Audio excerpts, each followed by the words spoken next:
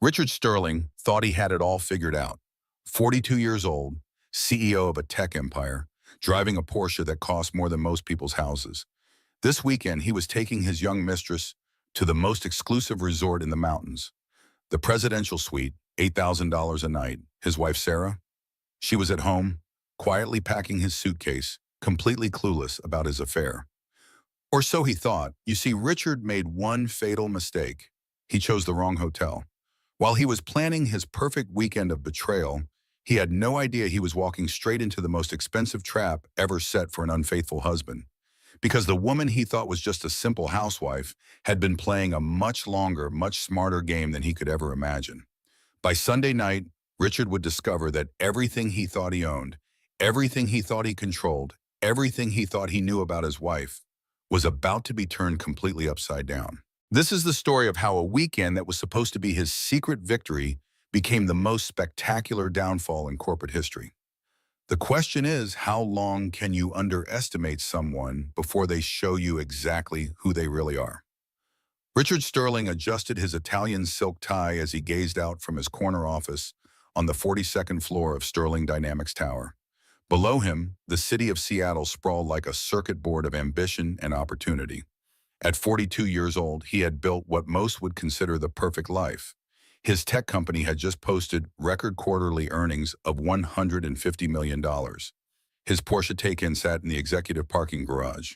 His waterfront mansion in Bellevue showcased views that architectural magazines called breathtaking.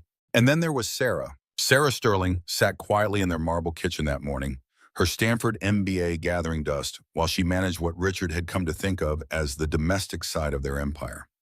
She was beautiful in that understated way that old money families prized, with ash blonde hair and intelligent green eyes that seemed to see everything. For 15 years, she had been the perfect corporate wife, hosting flawless dinner parties and never questioning his late nights at the office. Richard pulled out his phone and opened the company live stream app. Today was the quarterly announcement, and he wanted to broadcast their success to the entire team.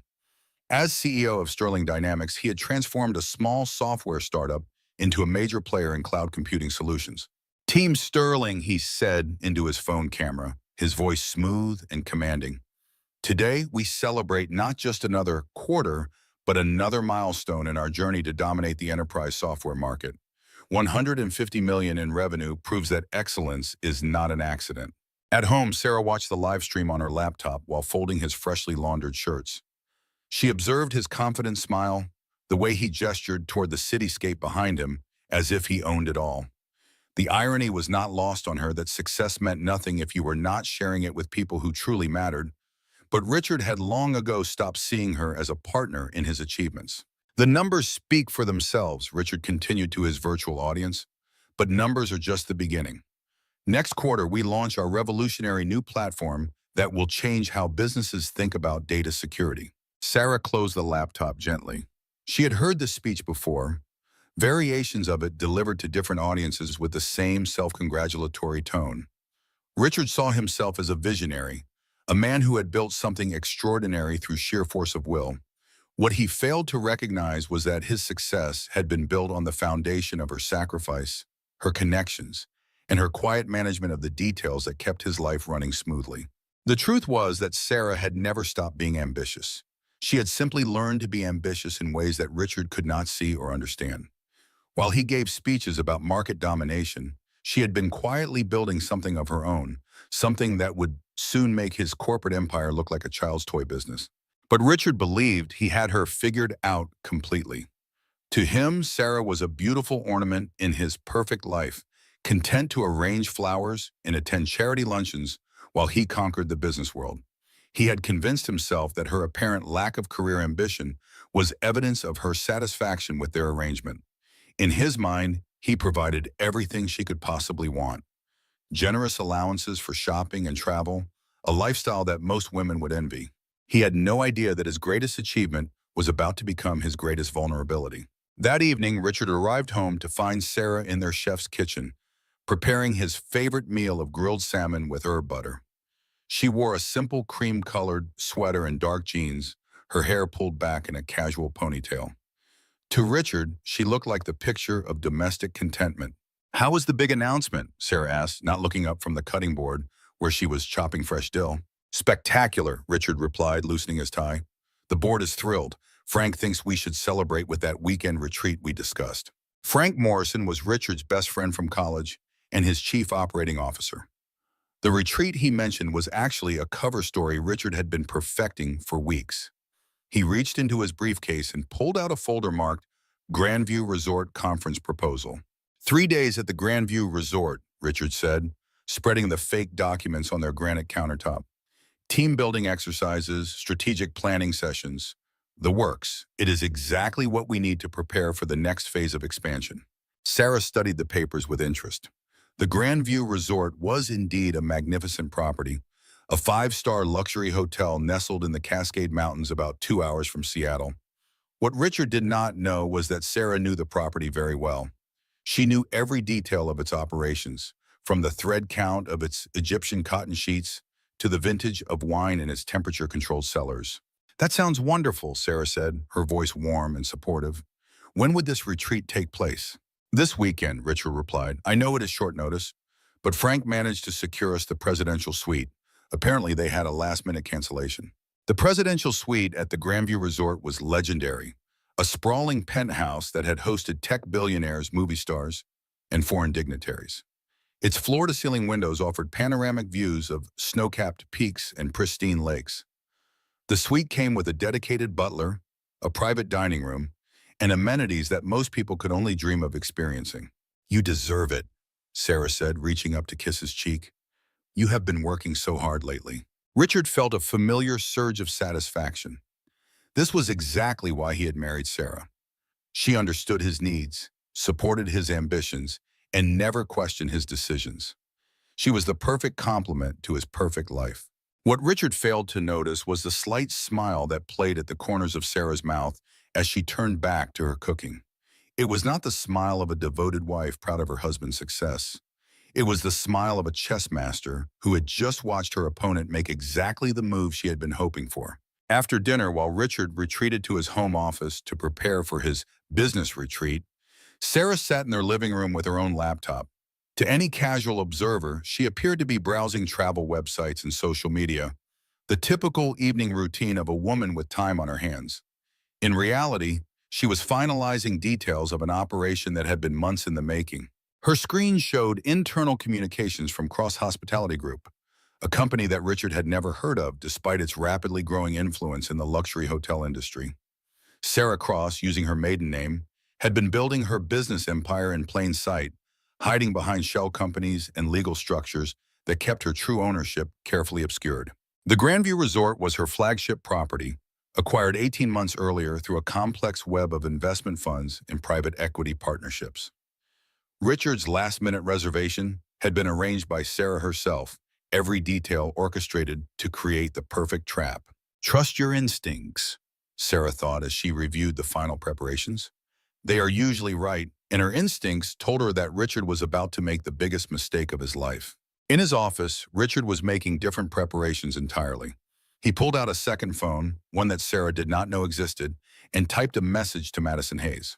Everything is confirmed. Presidential suite at Grandview Resort. Pack something beautiful. This weekend will be unforgettable. Madison Hayes was 28 years old, and everything that Richard felt Sarah was not. Where Sarah was quietly elegant, Madison was vibrantly seductive. Where Sarah chose thoughtful words, Madison was spontaneous and playful. As the head of digital marketing at Sterling Dynamics, Madison was sharp enough to be interesting, but junior enough to be impressed by Richard's power and wealth. Their affair had begun 6 months earlier during a company retreat in Portland. Madison had approached him after his keynote speech, her eyes bright with admiration as she complimented his vision for the company's future. Richard had felt something he had not experienced in years, the intoxicating rush of being truly seen and appreciated by a beautiful woman. What started as professional mentoring had quickly evolved into late-night strategy sessions that had nothing to do with business. Madison made Richard feel young again, vital and powerful in ways that his marriage to Sarah no longer provided. With Madison, he was not just a successful businessman, he was a conquering hero worthy of worship and desire. Richard looked at his wedding photo on his desk, studying Sarah's serene smile. She was beautiful, certainly, but her beauty had become as familiar and unremarkable as expensive furniture.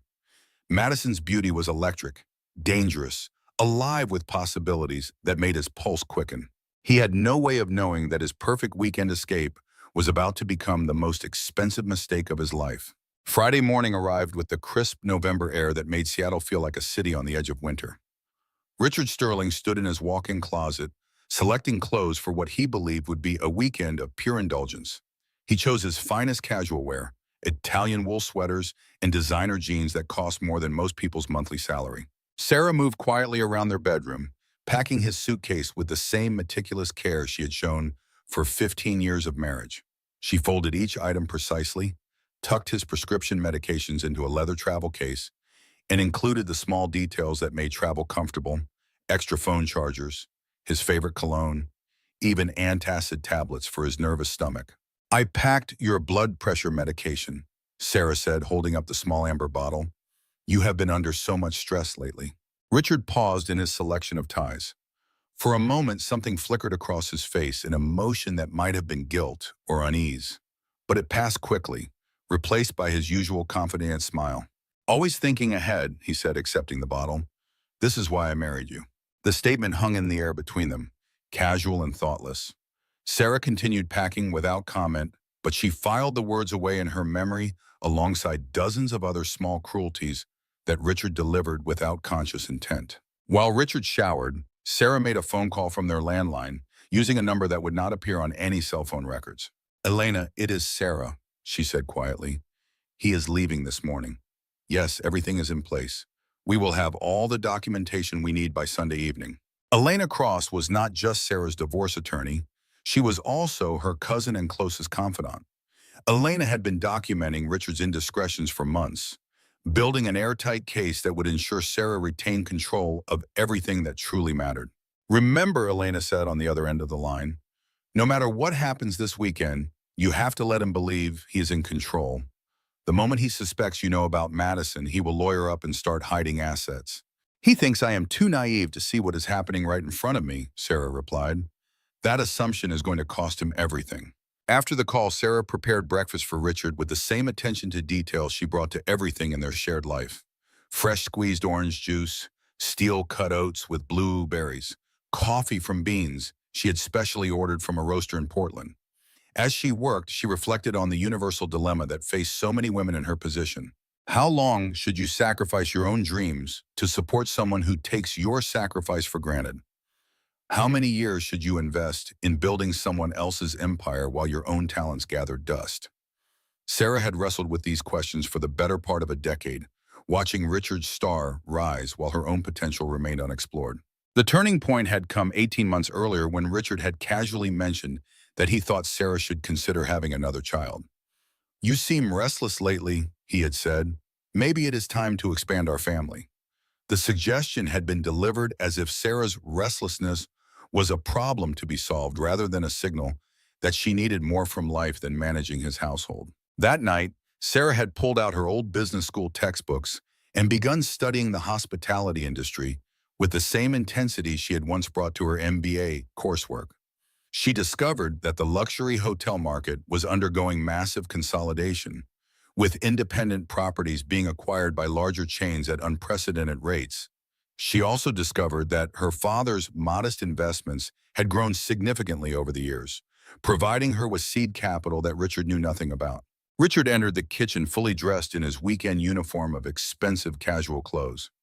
He looked like a man preparing for a vacation, relaxed and anticipating pleasure. He had no idea that every detail of his weekend had been choreographed by the woman now serving him breakfast. "Frank is picking you up?" Sarah asked, setting his coffee cup down precisely where he preferred it. "Actually, I am driving myself," Richard replied. "Frank is meeting me there. We both need the mental space that comes with a solo drive through the mountains." This was partially true. Frank Morrison would indeed be at the Grandview Resort that weekend, but not as a participant in Richard's fictional business retreat. Frank had been Sarah's inside source for months, providing her with Richard's real schedule and feeding her information about his affair with Madison Hayes. Frank had struggled with the betrayal of his oldest friend, but his conscience had ultimately won out over his loyalty. He had watched Richard become increasingly arrogant and dismissive, not just towards Sarah, but toward everyone around him. When Frank had discovered the affair, he had given Richard multiple opportunities to come clean and end it honorably. Richard's refusal to take responsibility for his actions had finally pushed Frank to choose sides. "Drive safely," Sarah said, kissing Richard goodbye with genuine warmth. "The mountain roads can be tricky this time of year." Richard felt a moment of cognitive dissonance as he held his wife. She was being so supportive, so loving, exactly the kind of wife that other men envied. For just an instant, he questioned whether he was making the right choice in betraying her trust. But then he thought about Madison, about the way she looked at him with undisguised desire and admiration. Sarah's love had become comfortable, predictable, safe. Madison's attention made him feel alive in ways he had forgotten were possible. He convinced himself that he deserved both, the stable foundation that Sarah provided and the excitement that Madison offered. "I love you," he said, and meant it in his own limited way. "I love you too," Sarah replied, and meant it in a way that Richard could never fully understand. As Richard's Porsche disappeared down their circular driveway, Sarah stood at their front window and smiled. Phase 1 was complete. Her husband was driving directly into the most expensive trap ever set for an unfaithful spouse, and he was doing it with complete confidence in his own cleverness. Sarah spent the rest of the morning making final preparations. She reviewed legal documents that would freeze joint accounts, spoke with private investigators who had been documenting Richard's movements, and confirmed details with the team at the Grandview Resort who were standing by to execute her plan. When people asked her later how she had managed to orchestrate such an elaborate revenge, Sarah would tell them that the secret was patience. Richard had underestimated her for so long that he had forgotten she was capable of strategic thinking. He saw her as a beautiful accessory to his successful life, never recognizing that she had her own intelligence, her own resources, and her own capacity for long-term planning. The truth was that Sarah had been preparing for this moment since the day she realized that Richard would never see her as an equal partner. She had simply chosen to prepare quietly, building her strength in the shadows while Richard basked in the spotlight of his own ego. By noon, Richard would be checked into the presidential suite at the Grandview Resort, believing himself to be the master of his own destiny. By Sunday evening, he would discover that destiny had a very different plan for his future. Sarah picked up her phone and sent a single text message to Elena. "The mouse is in the maze." The trap was set. Now all she had to do was wait for Richard to spring it himself. Richard Sterling's Porsche Taycan hugged the mountain curves with German precision as he climbed toward the Grandview Resort. The 2-hour drive from Seattle had been exactly what he needed, a mental cleansing that prepared him for the weekend ahead. Classic rock played through the premium sound system, while evergreen forests flashed past his windows like a green blur of possibility. He felt powerful, invincible, completely in control of his universe. Madison Hayes had driven up separately in her red Tesla Model S, maintaining the pretense that their weekend together was a coincidence rather than a carefully planned affair. She had checked in an hour earlier under her own name, ostensibly attending a digital marketing conference that Richard had invented as cover for her absence from work. The Grandview Resort emerged from the forest like something from a luxury travel magazine. Built in the style of a grand European hunting lodge, the main building rose 4 stories against a backdrop of snow-capped peaks. Floor-to-ceiling windows reflected the pristine lake that stretched out below the property, while carefully maintained gardens showcased the natural beauty of the Pacific Northwest. Richard pulled into the circular drive where a valet in a crisp forest green uniform approached his car with practiced deference. The young man recognized expensive German engineering when he saw it, and his greeting reflected the appropriate level of respect. "Welcome to the Grandview Resort, sir," the valet said, accepting Richard's keys. "I trust your drive was pleasant?" "Perfect conditions," Richard replied, stepping out onto granite pavers that probably cost more than most people's cars. He breathed deeply of the mountain air, crisp and clean and promising adventure. The lobby was a cathedral of rustic luxury. Massive timber beams supported a soaring ceiling, while a stone fireplace large enough to stand in dominated one wall. Native American art and handcrafted furniture created an atmosphere of sophisticated wilderness. The subtle scent of cedar and pine mingled with fresh flowers and expensive leather. At the reception desk, a woman with an elegant smile and sharp eyes immediately gave Richard her complete attention. Her name tag read, "Jennifer Martinez, Guest Relations Manager." and she carried herself with the quiet confidence of someone accustomed to serving the ultra-wealthy.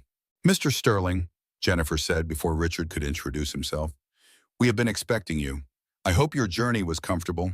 "Excellent, thank you," Richard replied, placing his black American Express Centurion card on the polished wood counter. "I believe you have the presidential suite reserved for our corporate retreat?" Jennifer's smile never wavered, but Richard caught a flicker of something in her eyes. It might have been recognition, or perhaps anticipation. She typed efficiently into her computer system, her manicured fingers dancing across the keyboard. "Of course, Mr. Sterling. Everything is in order. The presidential suite has been prepared according to your specific requests." She paused, glancing at her screen. "I should mention that our new ownership has made some exciting improvements to the property. I think you will find the accommodations even more luxurious than you expected." New ownership. Richard filed that information away without much interest. Luxury hotels change hands regularly, usually as part of larger investment portfolios or corporate consolidations. As long as the service remained impeccable, he had no reason to care about the business details. "Excellent," Richard said. "Is the rest of my team checked in yet?" This was the first test of his cover story. If anyone bothered to investigate, they would discover that no corporate retreat was actually scheduled and no team members would be arriving. "Mr. Morrison checked in about an hour ago," Jennifer replied smoothly. "He mentioned that he was looking forward to the strategic planning sessions you have scheduled." Frank Morrison. Richard's best friend and business partner was indeed at the resort, though not for the reasons Richard imagined.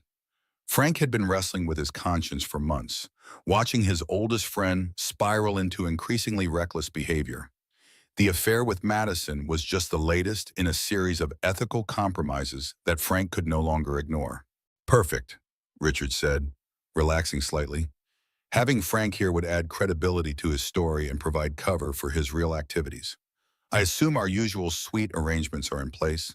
"Everything has been arranged exactly as requested," Jennifer confirmed. She handed Richard a heavy gold key card and a leather folder embossed with the resort's logo.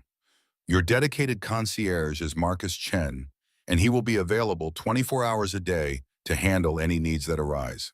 As Richard signed the registration documents, he noticed small details that spoke to the resort's attention to luxury. The pen was a Mont Blanc, the stationery was thick cream-colored paper with a subtle watermark, and the leather portfolio contained detailed information about the resort's amenities and services. What Richard failed to notice was the monogram embossed in gold foil on the corner of each page. The initials SC were worked into an elegant design that could have been purely decorative. To most guests, they would appear to be the signature of the resort's founding family, or perhaps a designer's mark. But Sarah Cross had chosen those initials very deliberately. A bellhop appeared at Richard's side, an older man with silver hair, and the bearing of someone who had spent decades in high-end hospitality. His uniform was immaculate, his posture perfect, and his expression pleasantly neutral. "Mr. Sterling, I am Robert Hayes, your personal butler for the weekend. If you would follow me, I will escort you to the presidential suite." They walked through the lobby and into a private elevator with polished brass fixtures and rich wood paneling.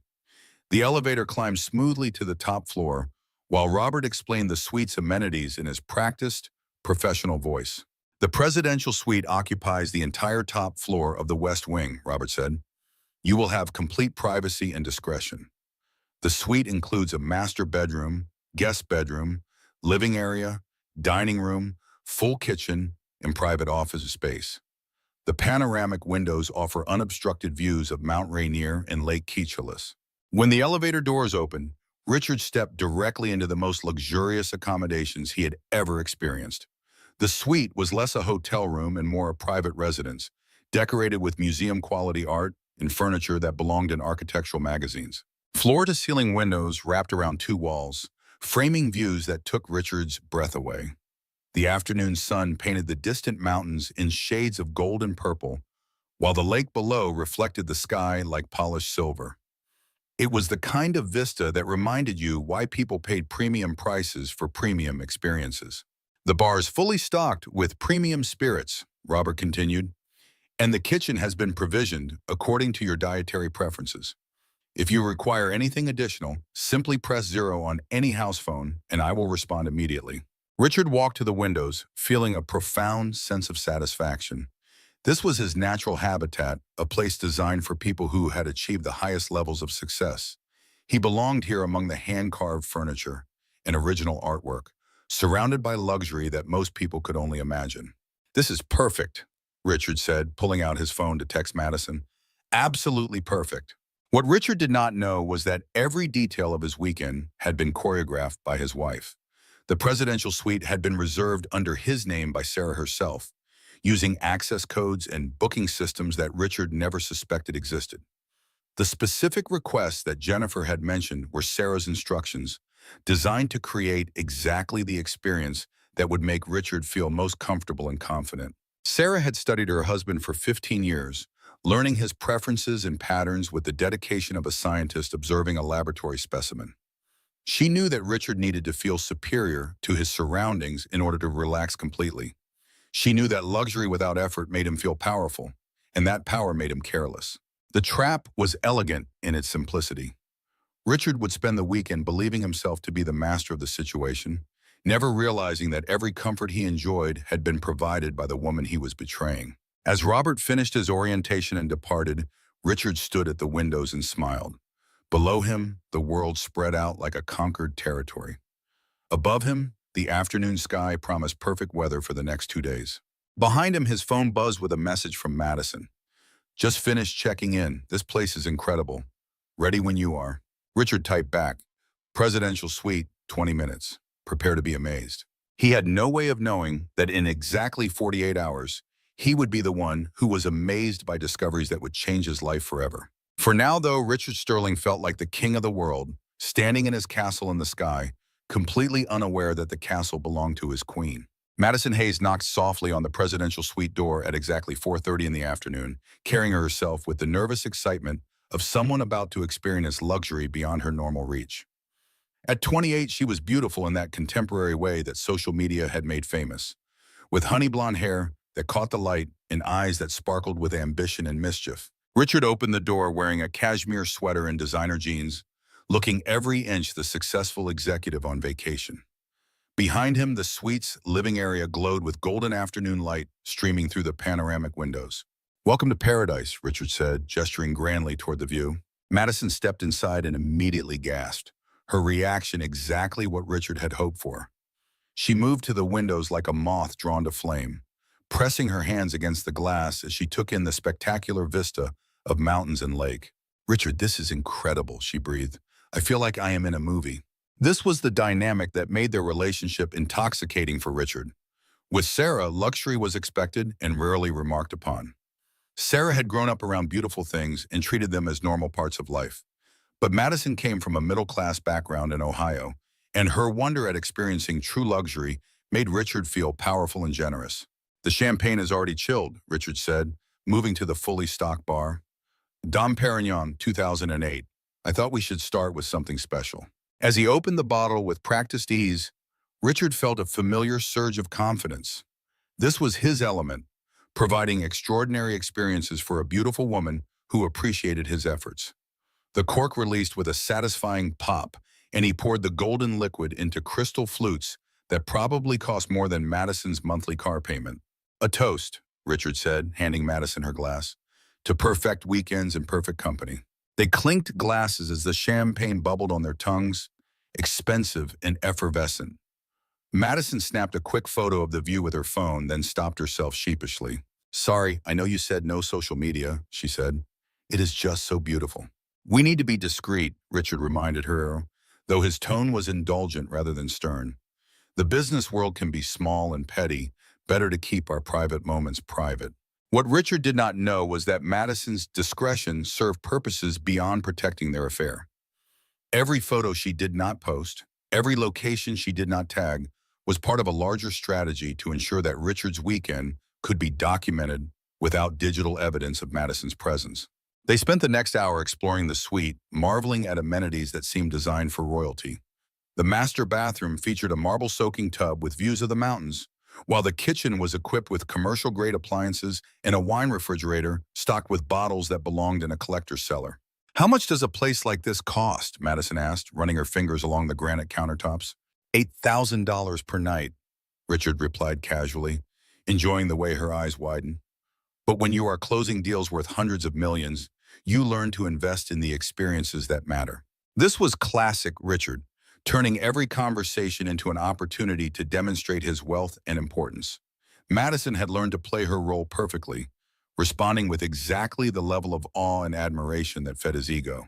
What neither of them noticed were the small details that marked the suite as something more than a standard luxury accommodation. The stationery on the desk bore the same SC monogram that had appeared on Richard's registration documents. The leather-bound guest directory contained information about amenities and services that seemed almost too perfectly tailored to Richard's specific preferences.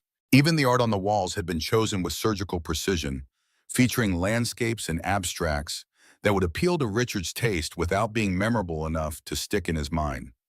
Every detail had been selected to create an environment where Richard would feel completely comfortable and utterly unsuspicious. As evening approached, Richard suggested they dress for dinner at the resort's signature restaurant, Cascades. The restaurant held 2 Michelin stars and a waiting list that typically stretched for months. Of course, Richard's corporate retreat had secured them a prime table with a view of the lake. Madison excused herself to change in the guest bedroom, while Richard selected a navy blue blazer and crisp white shirt from his weekend wardrobe. As he adjusted his tie in the bathroom mirror, he caught sight of something that made him pause. The guest towels were monogrammed with the same SC initials he had been seeing throughout the suite. He traced the elegant script with his finger, frowning slightly. It was unusual for a hotel to use monograms so extensively, especially initials that did not obviously relate to the property's name or founding family. For a moment, Richard felt an odd tickle of recognition, as if the letters meant something he should remember. But the feeling passed quickly, displaced by his anticipation for the evening ahead. Sarah Cross, he said aloud, testing how the name sounded. Perhaps SC stood for the resort's original developer or a previous owner. Luxury hotels often retained historical details as part of their charm and character. When Madison emerged from the guest bedroom wearing a stunning black dress that hugged her curves perfectly, Richard forgot all about mysterious monograms. She had styled her hair in an elegant updo and wore diamond earrings that he had given her the previous month. "You look incredible," Richard said, meaning every word. "You clean up pretty well yourself," Madison replied, straightening his tie with an intimate gesture that sent electricity through him. They made their way to Cascades via the resort's private elevator, emerging into a dining room that exemplified understated elegance. Soft lighting cast a warm glow over tables set with crisp white linens and fresh flowers. Through the restaurant's floor-to-ceiling windows, the lake reflected the last light of sunset while the mountains stood silhouetted against a deepening sky. The maitre d', a distinguished man with silver hair and an accent that suggested European training, approached their table with a warm smile. "Mr. Sterling, welcome to Cascades. I am Philippe Dubois, and it will be my pleasure to serve you this evening." Philippe had been briefed extensively on Richard's preferences and habits. He knew that Richard liked to feel important and recognized, that he enjoyed wine recommendations that made him appear sophisticated, and that he preferred tables where he could see the entire dining room while maintaining privacy for conversation. "We have prepared a special tasting menu for your visit," Philippe continued, featuring local ingredients and wine pairings from our award-winning cellar. "With your permission, I would love to guide you through an unforgettable culinary experience." This was exactly the kind of treatment that Richard expected and enjoyed. The combination of personal attention and expert recommendation allowed him to appear knowledgeable while actually making very few decisions. It was a performance that fed his ego while requiring minimal effort on his part. "That sounds perfect," Richard said, settling into his chair, with the satisfaction of a man accustomed to excellent service. As Philippe departed to arrange their meal, Richard looked across the table at Madison and felt a profound sense of satisfaction. The beautiful woman, the elegant restaurant, the impeccable service, it all confirmed his belief that he had built a life worthy of envy. What Richard failed to notice was that Philippe had addressed him by name without checking any reservation book or guest list. The level of personal attention he was receiving went beyond standard luxury service into the realm of carefully orchestrated performance. In the kitchen, Philippe consulted a detailed briefing document that outlined every aspect of Richard's dining preferences, from his mild shellfish allergy to his preference for medium rare steak. The document had been prepared not by the hotel's usual guest services team, but by someone who had observed Richard's habits with scientific precision for over 15 years.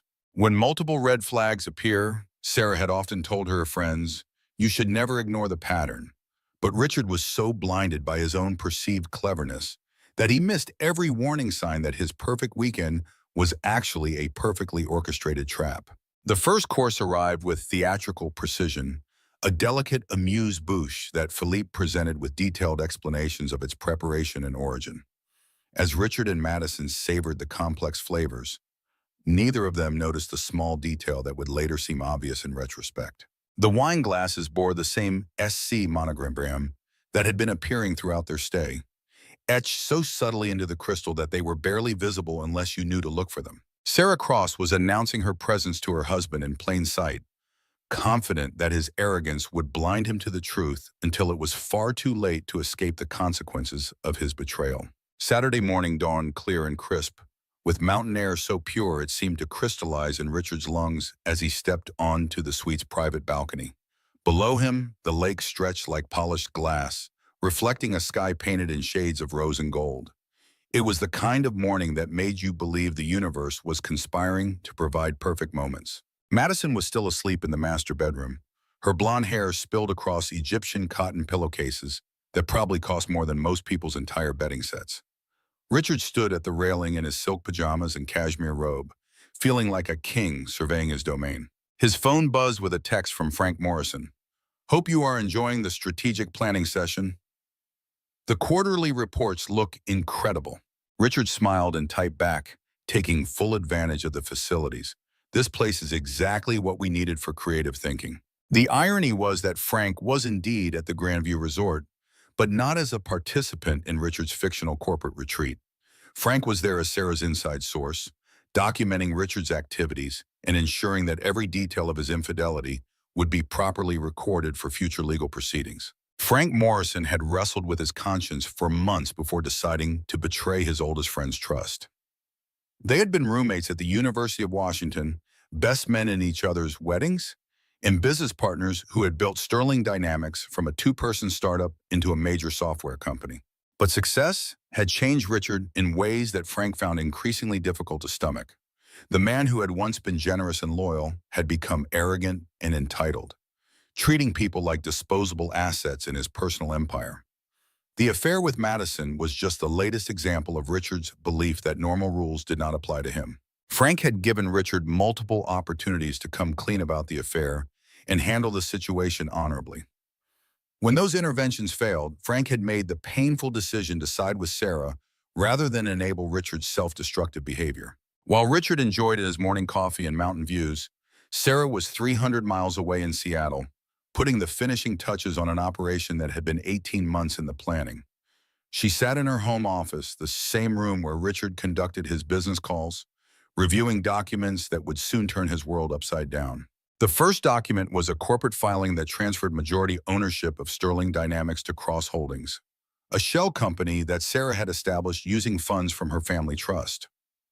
The second was a forensic accounting report that detailed Richard's misuse of company funds for personal expenses, including payments to Madison Hayes that violated Sterling Dynamics' employee handbook and ethics policies. The third document was the most damaging of all, a comprehensive dossier compiled by private investigators who had been documenting Richard's affair for 6 months. The dossier included photographs, credit card records, hotel receipts, and even audio recordings of conversations between Richard and Madison that proved their relationship was far more than a casual indiscretion. Sarah's phone rang, displaying Elena Cross on the caller ID. Everything is in position, Elena said without preamble. The board meeting is scheduled for Monday morning at 9 a.m. Richard's corporate credit cards will be suspended at midnight tonight, and the locks on your joint accounts will activate simultaneously. What about Madison? Sarah asked. Her employment termination will be effective Monday morning. Human Resources has been briefed on the ethics violations, and her company laptop has already been remotely wiped as a security precaution. Sarah felt a moment of sympathy for Madison Hayes. The young woman was certainly complicit in the affair, but she was also being used by a man who had far more power and experience in manipulation. Still, actions had consequences, and Madison had chosen to pursue a relationship with a married executive despite knowing the potential professional ramifications. And Frank, Sarah continued, Frank will be fine. His cooperation has been noted and appreciated. When the dust settles, he will emerge as the natural choice to lead Sterling Dynamics through its transition period. Sarah ended the call and walked to her bedroom window, looking out at the Seattle skyline that Richard had claimed as his personal kingdom. In less than 48 hours, that kingdom would have a new ruler, and Richard would discover that his greatest achievement had been built on a foundation that was never truly his to control. Meanwhile, at the Grandview Resort, Richard was experiencing the first signs that his perfect weekend might not be as perfectly orchestrated as he believed. The trouble began when he tried to pay for spa services using his corporate American Express card. Madison had booked a couples massage and facial treatment, indulgences that seemed appropriate for a luxury weekend. But when Richard presented his card at the spa reception desk, the elegant woman behind the counter returned it with an apologetic smile. "I am sorry, Mr. Sterling, but there seems to be an issue with your card.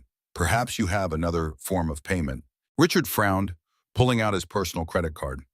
Corporate cards sometimes had spending limits or required authorization for certain types of charges. It was probably just a minor technical issue. But when the personal card was also declined, Richard felt the first flutter of genuine concern. "This is ridiculous," he said, his voice rising slightly. "Run them both again." The spa receptionist complied, but the result was the same. Both cards came back declined, leaving Richard in the embarrassing position of being unable to pay for services at a resort where he was supposedly demonstrating his wealth and sophistication. Madison watched the exchange with growing anxiety.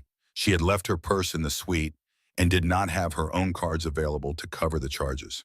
For the first time since arriving at the resort, she felt like an outsider rather than a privileged guest. "Perhaps we could charge the services to your suite," the receptionist suggested diplomatically. "Of course," Richard said, grateful for the face-saving solution. "Room charges are fine." But as they walked back to the presidential suite, Richard's mind raced through possible explanations for the card failures. His corporate card had a limit of $50,000 per month, and he had barely used it in November. His personal card was even more robust, with credit limits that could handle virtually any reasonable expense. The most logical explanation was a temporary technical glitch, probably related to the resort's remote location or some sort of security protocol triggered by unusual spending patterns. Still, the incident left him feeling slightly off balance, as if some invisible force was interfering with his carefully planned weekend. That afternoon, while Madison napped in the suite, Richard decided to call his assistant to verify that there were no issues with his accounts. But when he tried to place the call, he discovered that his cell phone service was severely limited. The resort's mountain location apparently created dead zones that interfered with normal cellular coverage. "Even more reason to unplug and enjoy the moment," Madison said when he mentioned the connectivity issues. But Richard found it increasingly difficult to relax when he felt cut off from the business world that defined his identity. As evening approached, they prepared for another dinner at Cascades, but the atmosphere felt subtly different from the night before. Philippe Dubois greeted them with the same professional warmth, but Richard detected something in the maitre d's manner that seemed almost pitying. "I trust you are enjoying your stay?" Philippe asked as he led them to their table. "Outstanding," Richard replied, but his voice lacked its usual confidence. The meal that followed was flawless in every technical detail, but Richard found himself studying the faces of the staff who served them. There was something in their expressions, a knowledge or anticipation that made him feel like he was missing some crucial piece of information. When Philippe presented the evening's wine selection, Richard noticed that the sommelier seemed to be suppressing a smile. When the server brought their entrees, she avoided making direct eye contact. Even the busboy who cleared their plates appeared to be struggling not to laugh. "Is everything all right?" Madison asked, noticing Richard's distraction. "Fine," Richard said, though he was beginning to feel like the protagonist in a story where everyone else knew the ending except him. Late that night, as Madison slept beside him in the king-size bed, Richard lay awake staring at the ceiling. The suite was perfectly quiet except for the barely audible hum of climate control systems, but his mind refused to settle. Something was wrong. The declined credit cards, the limited cell service, the strange behavior of the resort staff, they all felt connected in a way that Richard could not quite define. It was as if he was living through a performance where he was the only person who had not received the script. He got up quietly and walked to the living room windows, looking out at the moonlit landscape. The lake and mountains were beautiful, but they no longer felt welcoming. Instead, they seemed like the walls of a very elegant prison, isolating him from the world where he normally wielded power and influence. Richard pulled out his phone and tried once more to place a call to his office, but the call would not connect. He tried sending a text to Frank, but the message showed delivery failed, despite appearing to have adequate signal strength. For the first time since arriving at the Grandview Resort, Richard Sterling felt truly alone, cut off from the networks of power and communication that sustained his sense of control over his universe. He had no way of knowing that his isolation was not accidental, that every failed call and declined card was part of a larger plan designed to strip away his defenses before delivering the final blow. Tomorrow would bring revelations that would shatter his understanding of everything he thought he knew about his life, his marriage, and his own intelligence. But for now, Richard stood at the window of his luxury prison, watching shadows move across the landscape, and wondering why his perfect weekend was beginning to feel like the calm before a very destructive storm. Sunday morning arrived with ominous clouds gathering over the Cascade Mountains, transforming the previous day's pristine blue sky into a canvas of gray and silver. Richard Sterling woke with the uncomfortable feeling that something fundamental had shifted during the night, though he could not identify exactly what had changed. Madison was unusually quiet as they ordered room service breakfast, picking at her eggs Benedict while staring out at the darkening landscape. The weather seemed to reflect a mood that neither of them could quite name, an anticipation that felt more like dread than excitement. The weather forecast called for sunshine all weekend, Madison said, her voice carrying a note of disappointment. Mountain weather is unpredictable, Richard replied, though he found the sudden change unsettling.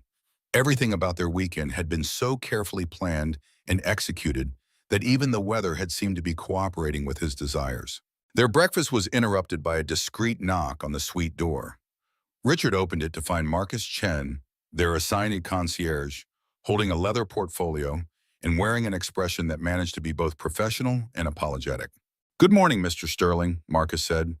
"I apologize for the interruption, but there are several administrative matters that require your immediate attention." Richard accepted the portfolio with a frown. Inside were documents that made his blood run cold. The first was a notice from American Express informing him that his corporate credit card had been suspended pending investigation of irregular activity. The second was a similar notice from his bank regarding his personal accounts. The third document was the most alarming of all, a formal notice that Sterling Dynamics' board of directors had called an emergency meeting for Monday morning to address serious concerns regarding executive conduct and fiduciary responsibility. "There must be some mistake," Richard said, his voice tight with controlled panic. "These accounts are all in perfect standing." Marcus maintained his diplomatic expression. "I am certain these matters can be resolved quickly, sir. However, I should inform you that until they are cleared up, all charges to your suite will need to be settled with cash or alternative payment methods." Richard felt the walls of his luxury prison beginning to close in around him. Without access to his credit cards or bank accounts, he was effectively stranded at the resort with no way to pay for services he had already consumed. Even worse, the emergency board meeting suggested that someone had discovered his misuse of company funds for personal expenses. "I need to make some phone calls," Richard said, dismissing Marcus with barely controlled urgency. But when Richard tried to contact his attorney, his accountant, or even his assistant, every call went directly to voicemail.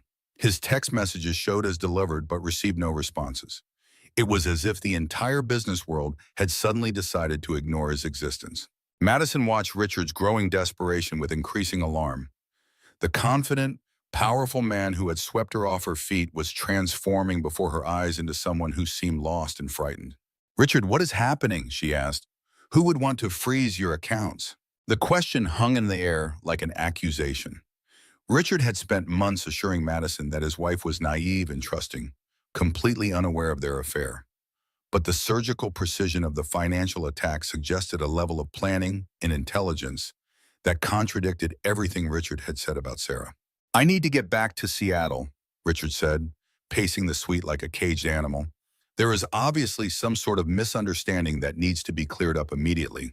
But when Richard called the resort's front desk to arrange checkout and transportation, he received another unpleasant surprise. The concierge informed him that his suite charges had accumulated to over $20,000, including room fees, dining, spa services, and premium amenities. Without working credit cards, Richard would need to settle the bill in cash before departure. $20,000 in cash was far more than Richard carried for a weekend trip. The irony was bitter. The man who regularly discussed million-dollar deals was trapped by an inability to pay a hotel bill that represented less than a week of his normal income. Madison tried to help by offering her own credit cards, but the amounts involved exceeded her limits by a factor of 10. For the first time in their relationship, she saw Richard not as a powerful executive who could solve any problem, but as a man whose entire identity was built on financial leverage that could disappear without warning. As the afternoon progressed, Richard's situation became increasingly desperate. He tried calling Frank Morrison, his closest friend and business partner, but Frank's phone went straight to voicemail just like all the others. Even more concerning, when Richard tried to access Sterling Dynamics' internal computer systems using his laptop, he discovered that his administrative privileges had been revoked. "This is insane," Richard muttered, staring at his laptop screen in disbelief. "You cannot just lock out a company's CEO without board approval." But Madison was beginning to understand that someone with significant power and resources was orchestrating a systematic destruction of Richard's position. The timing was too precise, the coordination too complete, for this to be coincidence or misunderstanding. "Richard," she said carefully, "is there any chance that Sarah knows about us?" The question struck Richard like a physical blow. For months, he had dismissed Sarah as a beautiful but simple woman who was too trusting and naive to suspect his infidelity. But the events of the past 24 hours suggested a level of strategic thinking that Richard had never credited his wife with possessing. "Impossible," Richard said, but his voice lacked conviction. "Sarah does not have the connections or knowledge to coordinate something like this." Even as he spoke the words, Richard began to remember details that he had previously dismissed as coincidence. Sarah's calm reaction when he announced his weekend plans, her unusual interest in the specifics of his corporate retreat, the way she had packed his suitcase with such careful attention to detail, as if she wanted to ensure he had everything he needed for an extended stay. As evening approached, Richard made a decision that would prove to be his final mistake.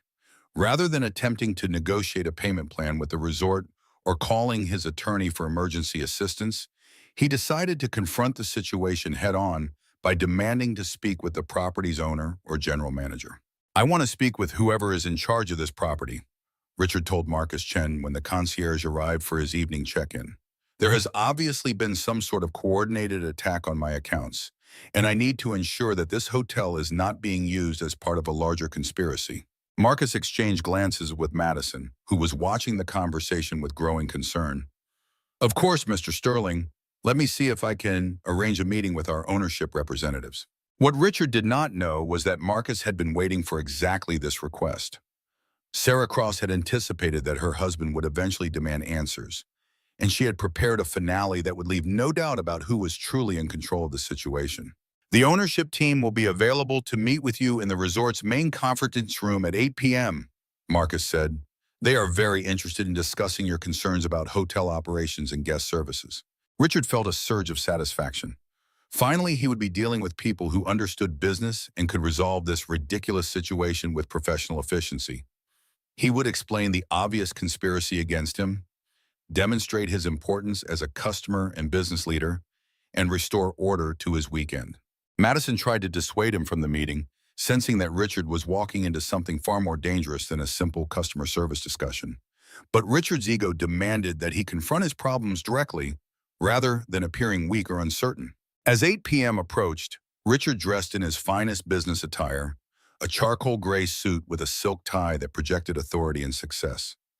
He looked like a man preparing for a corporate presentation rather than someone who was about to have his entire world destroyed. "I will handle this," Richard told Madison as he prepared to leave the suite. "By tomorrow morning, we will be laughing about this ridiculous misunderstanding." Madison watched him go with a sick feeling in her stomach. Something told her that Richard Sterling would not be laughing about anything for a very long time. The conference room where Richard was escorted was elegant and understated, with a polished mahogany table surrounded by high-backed leather chairs. Floor-to-ceiling windows offered views of the now stormy lake, where whitecaps reflected the lightning that flickered among the mountain peaks. As Richard took his seat at the head of the table, he felt confident that his business acumen and personal authority would quickly resolve whatever misunderstanding had created his current difficulties. He had no idea that he was about to come face to face with the one person who knew him better than he knew himself, and who had been planning this moment for longer than he could possibly imagine. The trap was about to spring, and Richard Sterling was about to discover that underestimating your wife could be the most expensive mistake a man could ever make. At exactly 8 p.m., the conference room doors opened with deliberate precision. Richard Sterling looked up from his position at the head of the mahogany table, expecting to see a hotel manager or a corporate representative who could help resolve his mounting financial crisis. Instead, he saw Sarah. But this was not the Sarah he had left at home 3 days earlier.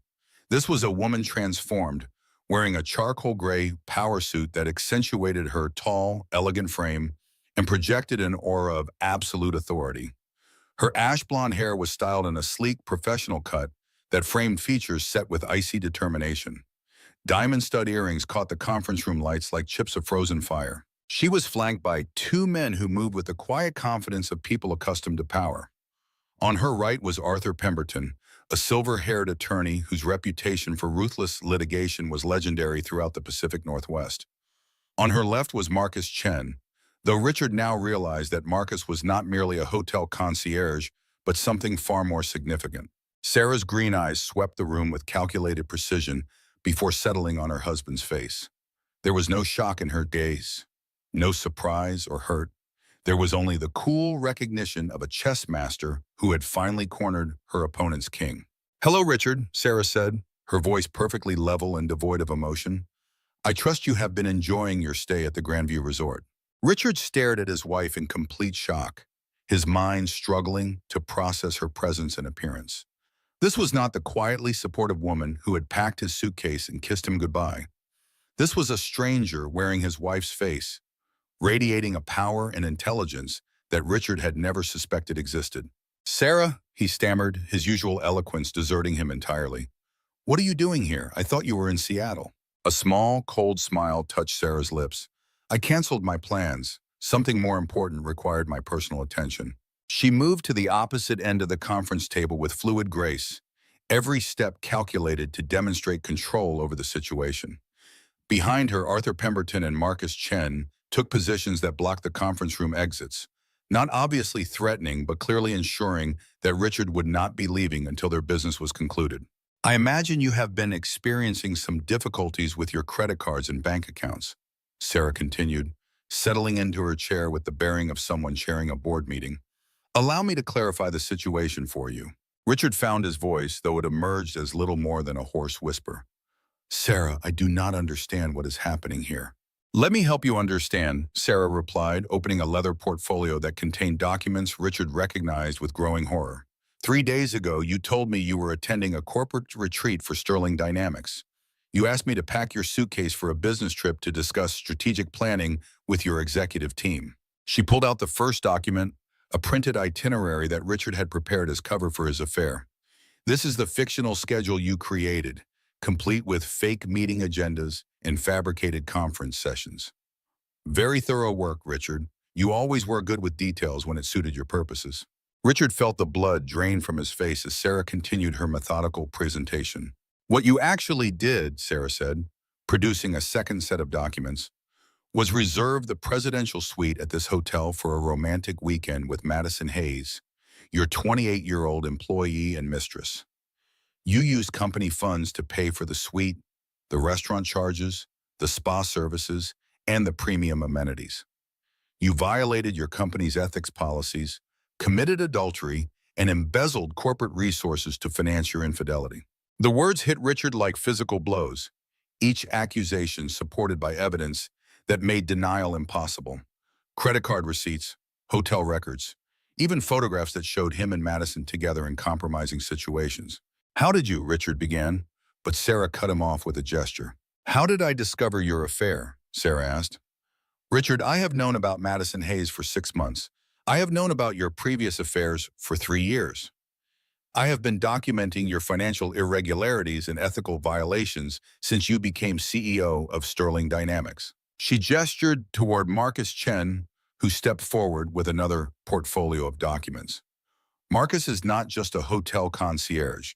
He is the general manager of Cross Hospitality Group, the company that owns this property and 47 others throughout the western United States. Richard's confusion deepened. Cross Hospitality Group? My company, Sarah said simply, built using the trust fund inheritance that you assumed I had squandered on charity work and social activities. While you were building your corporate empire, I was building my own. The difference is that I built mine without betraying the people who trusted me. The revelation hit Richard like an avalanche. His wife, the woman he had dismissed as naive and unambitious, had been secretly constructing a business empire that dwarfed his own achievements.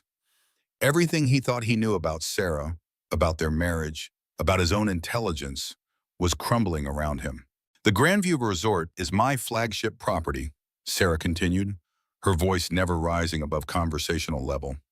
I personally approved your reservation, arranged your suite assignments, and ensured that every detail of your weekend was perfectly orchestrated. You walked into my hotel to betray me, Richard. You celebrated your infidelity in a building that I own. Arthur Pemberton stepped forward, placing a leather folder on the table in front of Richard. These are divorce papers, Mr. Sterling. The terms are non-negotiable.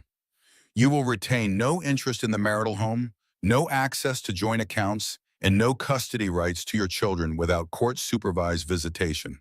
Richard opened the folder with trembling hands, scanning legal documents that dissolved 15 years of marriage with clinical precision. The financial terms were devastating, leaving him with virtually nothing beyond his personal possessions and whatever remained of his salary after legal fees and penalties.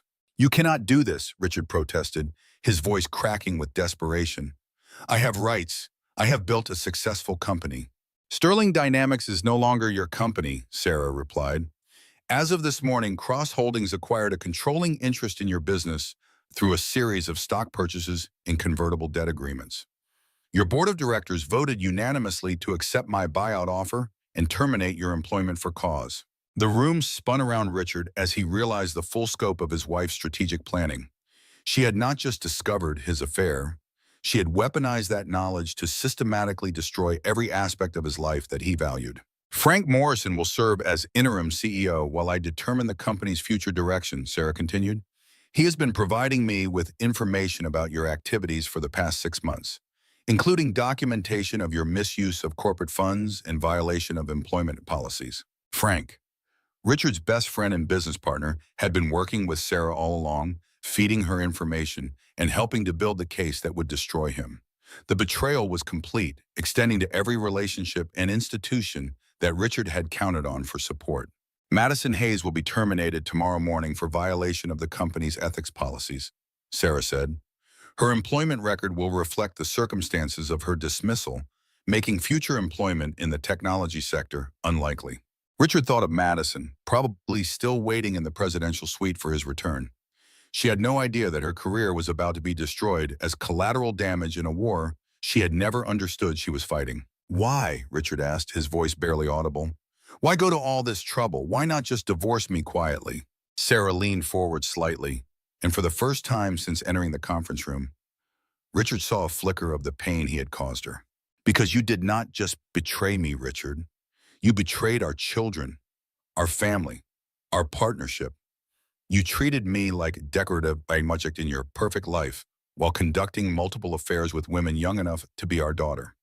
You stole from your own company to finance your infidelity and then lied to my face about business trips that were actually romantic getaways. She paused, composing herself before continuing. But mostly you made the mistake of underestimating me. You assumed that because I chose to support your career rather than compete with it, I was weak or stupid or incapable of independent thought. That assumption is going to cost you everything you think you have built. Arthur Pemberton placed a pen on the table in front of Richard. Sign the divorce papers, Mr. Sterling. The terms will become significantly less favorable if you attempt to contest them in court. Richard stared at the pen as if it were a loaded weapon. Signing would end his marriage, his career, his financial security, and his access to his children. But fighting would likely result in even greater losses, plus the humiliation of having his infidelities and financial crimes exposed in public court proceedings. What about Madison? Richard asked, grasping for any remaining leverage. What about her? Sarah replied coldly. Miss Hayes made her choices with full knowledge that she was having an affair with a married man and her direct supervisor. She will face the consequences of those choices just as you are facing the consequences of yours. Richard picked up the pen with a hand that trembled so violently he could barely maintain his grip. His signature, normally bold and confident, came out as a shaky scrawl that looked like the handwriting of a much older and more broken man. "Excellent," Sarah said, collecting the signed documents. "Marcus will escort you back to your suite to collect your belongings. You have 30 minutes before hotel security removes you from the property." As Richard stood to leave, Sarah delivered her final blow. "Oh, and Richard, your corporate credit card was canceled 6 months ago. I have been paying for all of your supposed business trips, including this one. Every hotel room, every restaurant meal, every gift you bought for your mistresses, I paid for it all. You have been financing your affairs with my money." Richard Sterling, who had entered the conference room believing himself to be a powerful executive demanding answers, left as a broken man who had lost everything he had spent 15 years building. Behind him, Sarah Cross sat alone in the conference room, surrounded by the legal documents that had just transformed her from a betrayed wife into a free woman with unlimited possibilities. The queen had reclaimed her throne, and the king had discovered that he had never been anything more than a pawn in a much larger game. Richard Sterling walked through the Grand View Resort's elegant corridors in a daze, his mind struggling to process the complete destruction of everything he had believed about his life. The luxurious surroundings that had seemed so welcoming 48 hours earlier now felt like a mocking reminder of his spectacular fall from grace. Marcus Chen escorted him with professional courtesy, but there was no mistaking the security element of their arrangement. Richard was no longer a valued guest, but a problem to be efficiently resolved and removed from the property. When they reached the presidential suite, Richard found Madison Hayes sitting by the windows, staring out at the storm that now raged across the mountain lake. She had changed into jeans and a sweater, her earlier glamour replaced by the practical clothes of someone preparing to leave quickly. "Madison," Richard said, his voice hoarse with exhaustion and defeat. She turned to face him, and Richard saw that she had been crying. Her makeup was smeared, her eyes red and swollen, and her expression carried the weight of someone who had realized that her life was about to change in ways she could never have anticipated. "I know," Madison said simply. "They called me 20 minutes ago. Human resources, I mean. They said my employment would be terminated effective immediately for violation of ethics policies. They are sending security to clean out my desk tomorrow morning." Richard slumped into a chair, the last of his emotional reserves finally depleted. Madison was losing her career, her financial security, her professional reputation, all because she had trusted him to navigate the risks of their relationship responsibly. "I am sorry," Richard said, though the words felt inadequate to address the scope of the disaster he had created. "I never thought Sarah was capable of something like this." Madison laughed bitterly. "You never thought your wife was capable of strategic planning? Richard, she just destroyed both of our lives with surgical precision. She coordinated with your business partner, took control of your company, froze your accounts, and orchestrated this entire weekend as a trap. That does not happen by accident." The truth was painful but undeniable. Sarah had outmaneuvered Richard so completely that he was left questioning his own intelligence and business acumen. Everything he had built, every advantage he thought he possessed, had been based on foundations that Sarah controlled without his knowledge. "What are you going to do?" Richard asked. Madison was quiet for a long moment, staring out at the lightning that flickered among the mountain peaks. "Go home to Ohio, I guess. Move back in with my parents until I can figure out how to rebuild my career. Try to explain to potential employers why I was fired from my last job for sleeping with my married boss." The casual cruelty of the situation struck Richard like a physical blow. Madison's mistake had been trusting him to protect her from exactly this kind of professional catastrophe. His arrogance and sense of immunity had led them both into a trap that would have lasting consequences for years to come. Marcus Chen appeared in the doorway with practiced discretion. "Mr. Sterling, your transportation is waiting. The hotel has arranged a taxi to take you to the nearest car rental facility." "What about my Porsche?" Richard asked, suddenly remembering his luxury car. "The vehicle is registered in Mrs. Sterling's name," Marcus replied. "It has been impounded as part of the asset recovery process." Of course, even Richard's beloved Porsche, the symbol of his success and status, belonged to Sarah. Like so many aspects of his life, what he had thought was his achievement was actually built on her resources and support. As Richard packed his belongings, he found himself moving with the mechanical efficiency of someone in shock. The expensive clothes, the luxury toiletries, the electronic devices that had seemed so important just hours earlier now felt like the possessions of a stranger. Madison helped him gather his things, both of them working in the awkward silence of two people who had shared an intimate relationship that was now revealed to be based on fundamental misunderstandings and false premises. For what it is worth, Madison said as they finished packing, I did care about you. This was not just about the money or the career advantages. Richard believed her, which somehow made the situation even more tragic. Madison had genuine feelings for him, had risked her professional future for what she thought was a meaningful relationship, and was now paying the price for his failures as a husband, a boss, and a man. The taxi ride down the mountain was a nightmare of winding roads and poor visibility, the storm making every turn treacherous and uncertain. Richard stared out the rain-streaked windows at the forest that flashed past in the headlights, thinking about how quickly a life could be dismantled when the foundations proved to be built on deception and false assumptions. At the car rental facility, Richard discovered another humiliating reminder of his new reality. His credit cards were still frozen, and the cash in his wallet was insufficient to cover the deposit for a rental car. The teenager behind the counter treated him with the polite indifference reserved for customers who could not afford the services they were requesting. I can offer you our economy vehicle with a smaller deposit, the clerk suggested, but you would need to provide two forms of identification and proof of insurance. Richard Sterling, who had driven luxury German automobiles for the past decade, found himself behind the wheel of a compact Nissan with cloth seats and a radio that only received AM stations clearly. The symbolism was not lost on him as he began the long drive back to Seattle.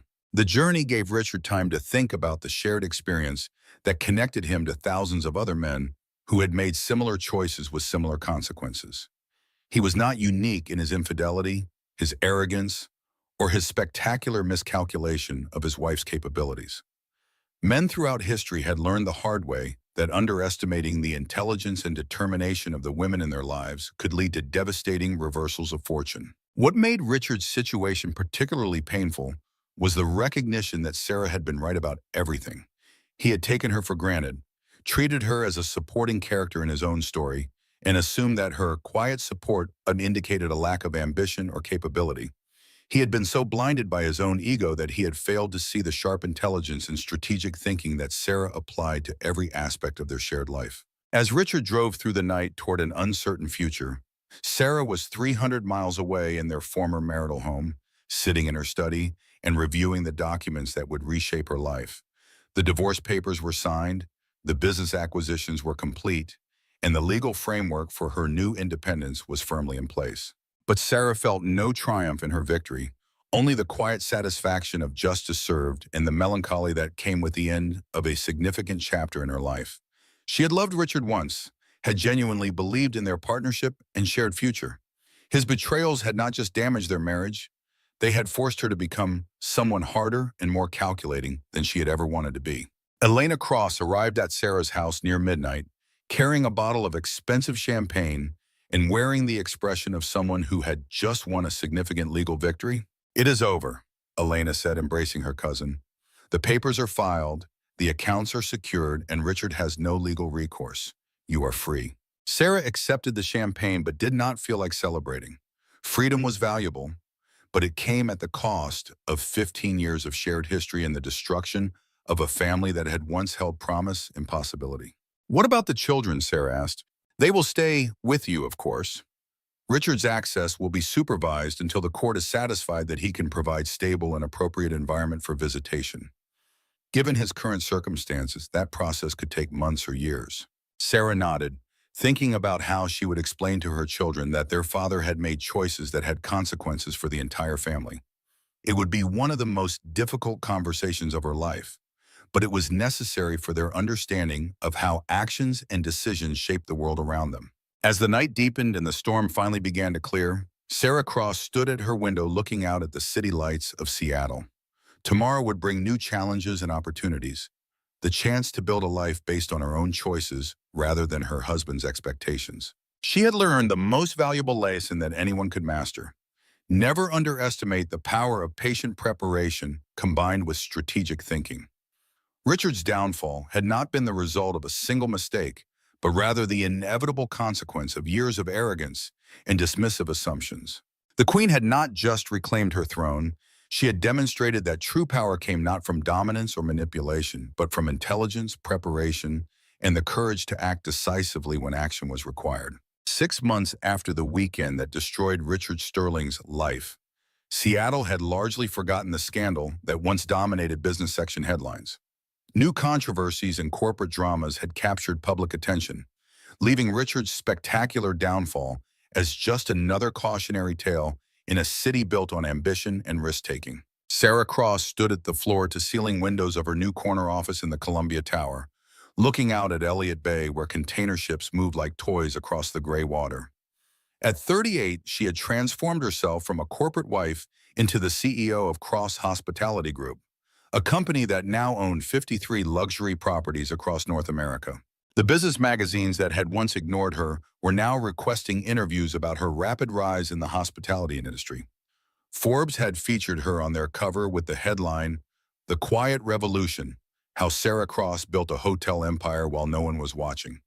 The article described her strategic acquisitions, her innovative employee profit-sharing programs, and her commitment to sustainable luxury that was changing how travelers thought about high-end accommodations. But Sarah's greatest achievement was not professional success, it was the reconstruction of her family life on terms that prioritize authenticity over appearance. Her children, initially confused and hurt by their parents' divorce, had begun to thrive in an environment where their mother was fully present and emotionally available for the first time in years. "Mom, are you coming to my soccer game on Saturday?" her 14-year-old daughter Emma asked, poking her head into Sarah's office. "Would not miss it," Sarah replied, closing her laptop to give Emma her complete attention. "How is the team looking this season?" The conversation that followed was the kind of relaxed, substantive exchange that had been rare during Sarah's marriage to Richard. She was no longer managing a household designed to support someone else's career, which meant she had energy and attention available for the relationships that truly mattered. Emma left for school, and Sarah returned to her work reviewing acquisition proposals for boutique hotels in Portland and Vancouver. The expansion was ambitious but carefully calculated, based on market research and financial modeling that Sarah conducted personally rather than delegating to consultants. Her assistant knocked and entered with the day's priority correspondence. Among the investment proposals and partnership agreements was a single manila envelope marked personal and confidential. Sarah recognized the return address immediately: King County Correctional Facility. Richard had been sentenced to 18 months in minimum security prison after pleading guilty to embezzlement and tax evasion charges. The prosecution had been remarkably lenient, considering the scope of his financial crimes, but Arthur Pemberton had negotiated skillfully to avoid the longer sentence that Richard's actions could have justified. Sarah opened the letter with curiosity rather than emotion. It was written in Richard's familiar handwriting, though the confident flourishes had been replaced by careful, humble script. "Sarah," the letter began, "I know I have no right to contact you, and I understand if you choose not to respond to this letter. I wanted you to know that I have had 6 months to think about what happened between us, and I finally understand the magnitude of my mistakes." Sarah continued reading as Richard described his life in minimum security prison, where he worked in the kitchen and attended mandatory counseling sessions for individuals convicted of white-collar crimes. The man who had once commanded corporate boardrooms was now following institutional schedules and taking orders from corrections officers. "The counseling has helped me understand that I spent 15 years taking you for granted," Richard wrote. "I convinced myself that because you chose to support my career rather than compete with it, you were somehow less intelligent or capable than me. I see now that the opposite was true. You were building something far more impressive than anything I ever achieved, and you were doing it while managing the details that kept our family functioning." Sarah felt a complex mixture of emotions as she read her former husband's words. There was satisfaction in his acknowledgement of her intelligence and capabilities, but also sadness for the years they had both lost to his arrogance and her enabling of his self-deception. "I do not expect forgiveness," Richard's letter continued. "I hurt you, betrayed our children's trust, and destroyed the life we built together. But I wanted you to know that your actions taught me something I could never have learned any other way. True strength is not about dominating others or demanding recognition. It is about building something meaningful while lifting up the people around you. The letter concluded with Richard's promise to be a better father to their children once he had served his sentence and proven that he could make positive changes in his life. He asked for nothing from Sarah except the chance to eventually earn back a small measure of respect from his family. Sarah folded the letter and placed it in her desk drawer. She felt no anger toward Richard anymore, only a kind of distant pity for a man who had learned important lessons far too late to save the life he had built on false foundations. Meanwhile, 3,000 miles away in Columbus, Ohio, Madison Hayes was discovering her own path to redemption and growth. The scandal that had ended her tech career had forced her to completely reevaluate her priorities and values, leading to discoveries about herself that might never have emerged under different circumstances. Madison now worked as a freelance marketing consultant, specializing in small businesses and nonprofit organizations. The work paid less than her previous corporate salary, but it provided something she had never experienced at Sterling Dynamics, a sense that her skills were being used to help people rather than simply generate profits for executives. The nonprofit sector is completely different from corporate tech, Madison explained to her therapist during one of their weekly sessions. These organizations actually care about making the world better, not just maximizing shareholder value. The therapy had been Madison's own choice, a recognition that her affair with Richard had been symptomatic of deeper issues with self-worth and professional identity.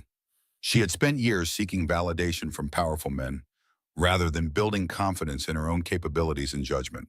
I think I was attracted to Richard because he made me feel important, Madison said.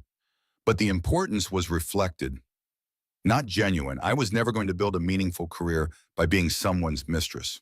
The wisdom moment came during a conversation with her younger sister, who was just starting her own career in marketing. Madison found herself offering advice that she wished someone had given her years earlier. Never compromise your professional integrity for personal relationships, Madison said, and never assume that someone else's success will somehow become your success. You have to build your own achievements based on your own work and your own values. Madison's sister listened thoughtfully. Is that what happened with you and your old boss? Among other things, Madison replied.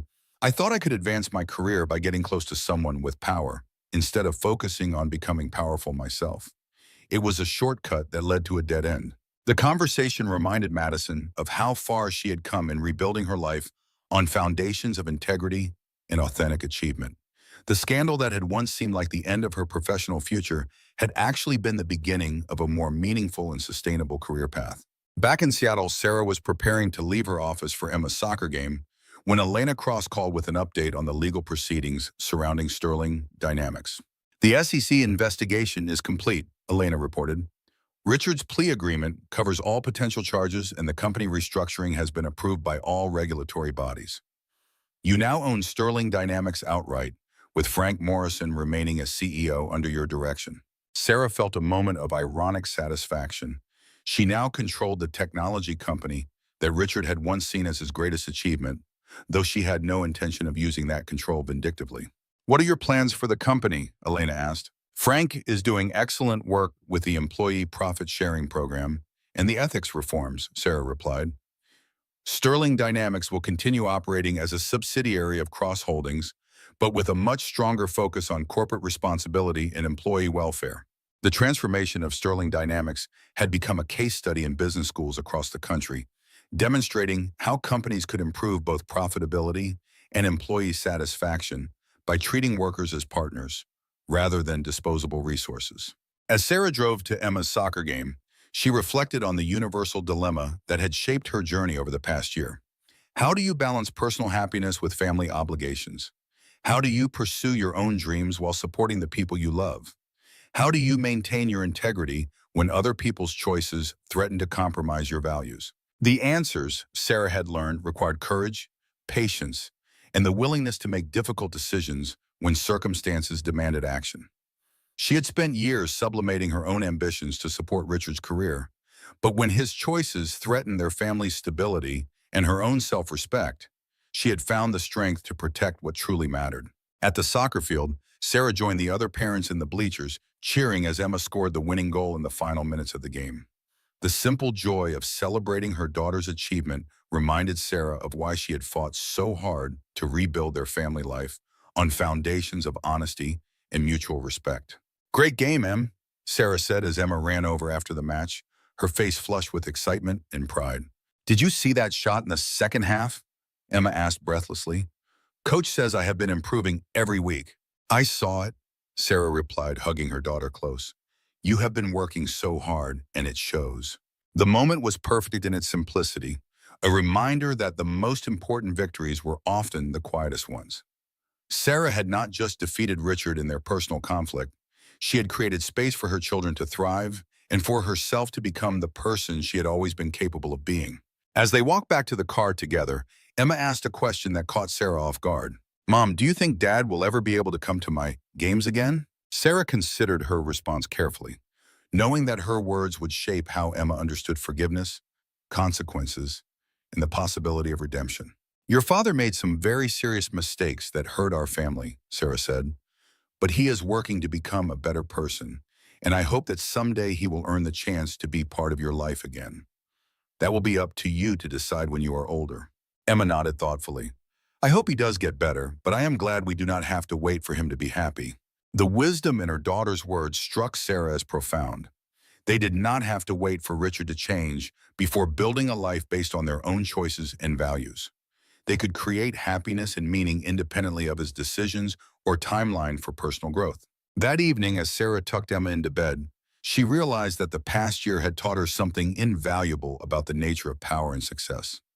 True strength came not from controlling other people or demanding recognition, but from building a life aligned with your own values and using your capabilities to protect and nurture the relationships that mattered most. Richard had seen Sarah as a supporting character in his story, never recognizing that she was the protagonist of her own narrative. His downfall had not been the result of Sarah's vindictiveness, but rather the inevitable consequence of his failure to understand that other people were not accessories to his ambition. As Sarah turned off the lights and headed to her own bedroom, she felt a deep sense of contentment that had nothing to do with revenge or victory over her former husband. She had simply reclaimed her own life and created space for her family to flourish. The queen had not just defeated the king, she had demonstrated that true royalty came from wisdom, compassion, and the courage to act decisively when action was required. 1 year after the weekend that changed everything, Sarah Cross received an invitation that she had not expected. The Seattle Business Alliance was hosting their annual awards dinner, and they wanted to honor her with their Entrepreneur of the Year award for her rapid expansion of Cross Hospitality Group and her innovative approaches to employee relations and sustainable business practices. The invitation was both gratifying and ironic.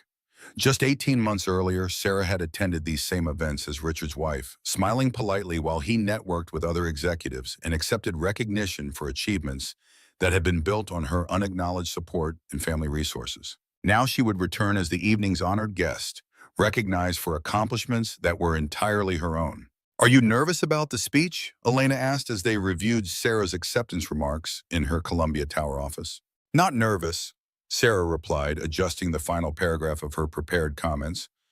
Just mindful that what I say tonight will be heard by people who are facing some of the same choices I faced 2 years ago. Sarah's speech was carefully crafted to address the universal dilemmas that many successful people encountered at various points in their careers and personal lives. How do you balance ambition with family obligations? How do you maintain your integrity when others around you are making compromising choices? How do you find the courage to rebuild your life when foundational assumptions prove to be false? The evening of the awards dinner, Sarah dressed in a midnight blue gown that projected elegance and authority without ostentation. She wore her grandmother's pearl necklace, a family heirloom that connected her to generations of strong women who had navigated their own challenges with grace and determination. As Sarah entered the ballroom at the Four Seasons, she was struck by how different the atmosphere felt from her perspective as an honored guest rather than a corporate spouse. Business leaders who had once acknowledged her politely as Richard's wife now approached her with genuine respect for her own achievements and insights. Sarah, congratulations on the recognition, said David Chen, the CEO of a major Pacific Northwest bank.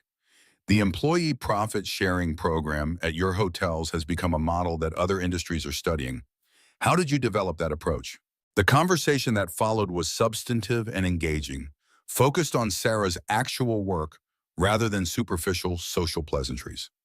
She found herself energized by discussions of business strategy, market trends, and leadership philosophy in ways that had been impossible when her primary role was supporting someone else's career. During the cocktail reception, Sarah noticed Frank Morrison across the room. As the new CEO of Sterling Dynamics, Frank had been invited as recognition of the company's improved performance and ethical reputation under his leadership. Their eyes met, and Frank approached with an expression that mixed respect with lingering guilt about his role in Richard's downfall. "Sarah," Frank said quietly, "I wanted to thank you again for giving me the opportunity to lead Sterling Dynamics. The company is stronger now than it ever was under Richard's management." "You earned that opportunity through your integrity and competence," Sarah replied. "Richard's mistakes created the opening, but your work has made the turnaround possible." Frank had indeed proven himself to be an exceptional CEO, implementing reforms that had improved both company culture and financial performance. The employee satisfaction surveys showed dramatic improvements, while productivity and profitability had reached record levels under his more collaborative leadership style. "Have you heard from him recently?" Frank asked, referring to Richard without using his name. "He writes occasionally," Sarah said. "Brief letters, mostly about how prison has given him time to think about the choices he made.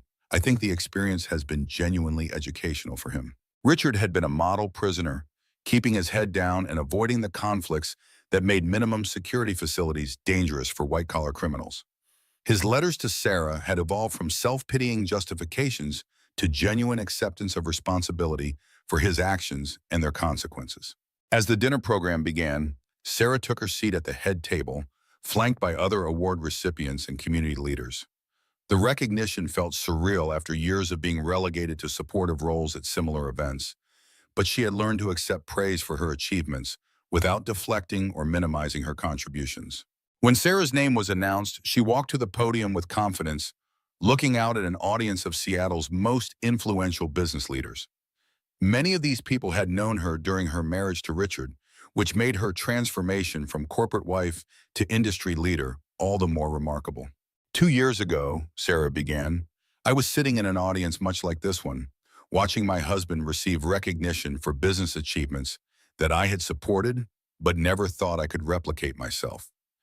I had convinced myself that my role was to enable other people's success rather than pursue my own ambitions." She paused, allowing the personal revelation to settle before continuing. "The hospitality industry taught me something valuable about the nature of service and leadership. The best hotels succeed not by demanding recognition or dominating their guests, but by creating environments where people can be their best selves. That philosophy has shaped how I approach business relationships, employee management, and strategic planning." Sarah's speech addressed the shared experience of many people in the audience who had struggled to balance personal ambitions with family responsibilities, professional growth with ethical constraints, individual achievement with collaborative success. "Success is not about accumulating power over others," Sarah continued. "True success comes from building something meaningful that serves purposes larger than your own ego or financial gain. When we create value for employees, customers, and communities, we create sustainable foundations for long-term growth and satisfaction." The audience responded with sustained applause, recognizing not just Sarah's business achievements, but her wisdom about the deeper purposes that should guide professional endeavors. As Sarah concluded her remarks, she offered the final piece of advice that had emerged from her own journey through betrayal, divorce, and reconstruction. "Never underestimate the power of patience combined with strategic preparation. Sometimes the most important victories require years of quiet work before the right moment arrives to act decisively. Trust your instincts, document your progress, and never let other people's assumptions about your capabilities limit your vision of what you can accomplish." The standing ovation that followed was both a recognition of Sarah's achievements and an acknowledgement of the universal truths she had articulated about resilience, integrity, and the courage required to rebuild a life when circumstances demand fundamental change. After the dinner, as Sarah drove home through the Seattle streets where she had once felt trapped by other people's expectations, she reflected on how completely her life had transformed. The woman who had packed Richard's suitcase for his betrayal weekend was gone, replaced by someone who had discovered strength and capabilities she had never been allowed to fully explore. Her phone rang as she pulled into her driveway. Emma's voice came through the car speakers, excited and breathless. Mom, I got accepted to the summer engineering program at the University of Washington. They said my application essay about problem solving and strategic thinking was one of the best they had received. Sarah smiled, thinking about how her daughter was already learning lessons about independence and achievement that had taken Sarah decades to understand. Emma would never have to choose between supporting someone else's dreams and pursuing her own, because she was growing up in an environment that encouraged both ambition and integrity. That is wonderful, sweetheart, Sarah said. I am so proud of how hard you worked on that application. I wrote about how you rebuilt your business while managing everything after the divorce, Emma said. I wanted them to know that I learned about strategic planning from watching The Best. The compliment was more meaningful to Sarah than any business award or industry recognition. Her greatest achievement was not the hotel empire she had built, but the example she had set for her children about responding to adversity with courage and wisdom rather than bitterness or defeat. As Sarah entered her house, she found a letter waiting from Richard. His correspondence had become less frequent as he approached the end of his prison sentence, but she still read his letters as a window into the personal growth that incarceration had forced upon him. Sarah, this letter began, I have been thinking about the weekend at the Grandview Resort, trying to understand how I could have been so blind to what was happening around me. I realize now that I was not just betraying you, I was betraying everything I claimed to value about family, integrity, and leadership. Richard's letter described his plans for rebuilding his life after prison, starting with a poem at a nonprofit organization that provided financial literacy education to low-income families. It was humble work that would pay a fraction of his former salary, but it represented a genuine commitment to using his business skills for purposes larger than personal enrichment. I hope that someday I can earn the right to be part of Emma and Michael's lives again, Richard wrote, not as the father who had everything and threw it away, but as someone who learned from his mistakes and found ways to contribute positively to their future. Sarah folded the letter and placed it with the others in her desk drawer. She felt no hatred toward Richard anymore, only hope that he would indeed become the person he was describing in his letters. Their children deserved a father who had learned from his failures and chosen to become better. As Sarah prepared for bed, she looked out her bedroom window at the Seattle skyline that stretched toward Elliott Bay and the mountains beyond. The city that had once felt like Richard's domain now felt like home in the truest sense, a place where she could build whatever future she chose to create. The journey from betrayed wife to successful entrepreneur had taught Sarah that the most important power anyone could possess was the power to define their own life, rather than accepting definitions imposed by other people's expectations or limitations. Richard had seen her as a supporting character in his story, never recognizing that she was capable of writing her own narrative.